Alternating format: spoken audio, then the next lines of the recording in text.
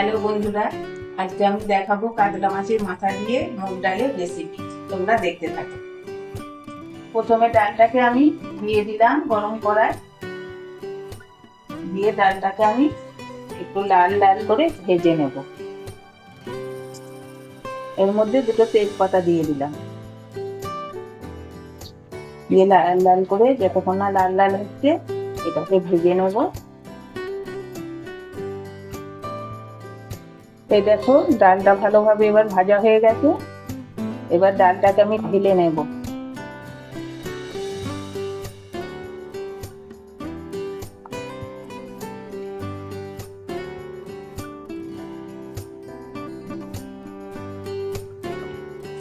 ভাজা ডালটা ঠান্ডা হয়ে গেছে, এবার ডালটাকে আমি ভালো করে জল দিয়ে ধুয়ে নেব। দিয়েছি, জলটা গরম হয়ে গেছে। এবার আমি এই গরম জলে ডালটাকে দিয়ে দেবো।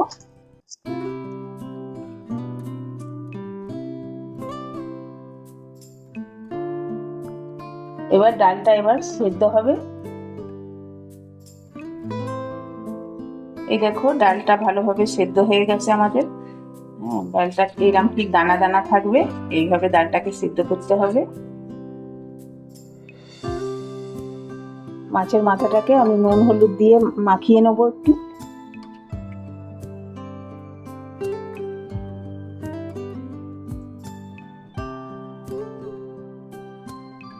কড়াই তেল দিলাম,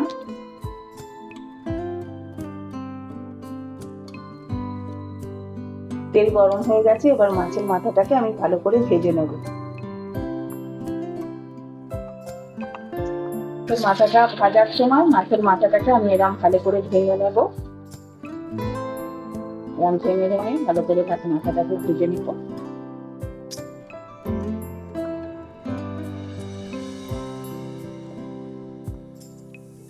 এই দেখো মাছের মাথাটা ভাজা হয়ে গেছে, ভালো করে ভেঙে দিয়েছি আমি, ভেঙে ভেঙে ভালো করে ভেজে নিয়েছি। এবার মাছের মাথাটাকে আমি এবার তুলে নেব অল্প করে আরো।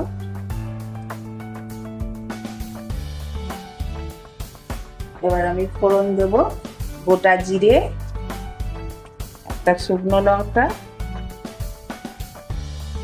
তেজপাতা।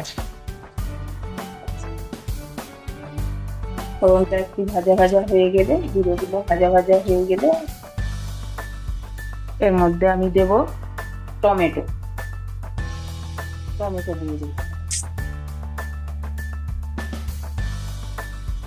টমেটো গুলো ভাজা ভাজা হয়ে গেছে। এর মধ্যে আমি দেবো 1 চামচ জিরে গুঁড়ো, লঙ্কা গুঁড়ো 1 চামচ,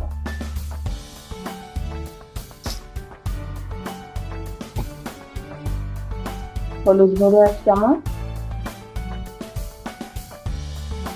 দিয়ে এটাকে আমি ভালো করে এবার কষিয়ে নেব।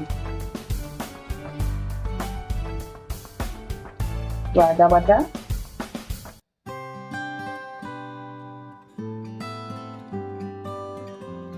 মশলাটা কষানো হয়ে গেছে, টমেটো গুলো নরম হয়ে গেছে। এর মধ্যে মাছের মাথাগুলো দিয়ে দেবো। মাছের মাথাগুলো দিয়ে আরেকটু নাড়াচাড়া করে নেব,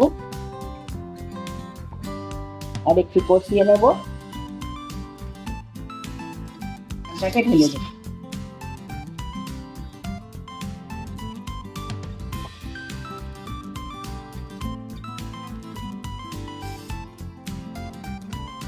একটু অল্প এর মধ্যে জল দিচ্ছি।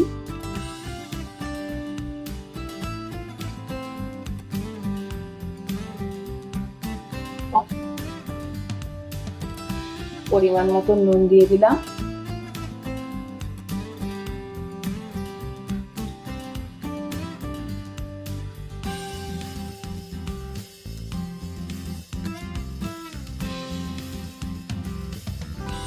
এর মধ্যে চিনি দিয়ে দিলাম আমি।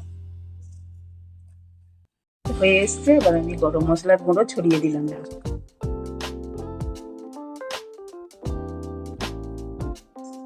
দিয়ে একটু নেড়ে দিলাম। ডাল আমার রেডি হয়ে গেছে। এবার আমি গ্যাস অফ করে দিলাম।